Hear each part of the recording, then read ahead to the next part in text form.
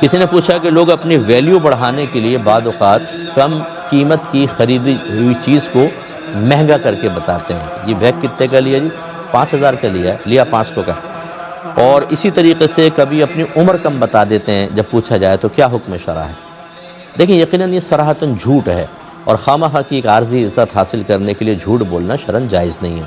بعض لوگ لنڈے کے کپڑے پہنے ہوتے ہیں اور کہتے ہیں ہمارے ماموں لندن سے لے کر آئے تھے. غلط ہے. کیوں آپ جھوٹی عزت چاہتے ہیں؟ اور اس سے کون سا حفظ نفس حاصل ہو جائے گا؟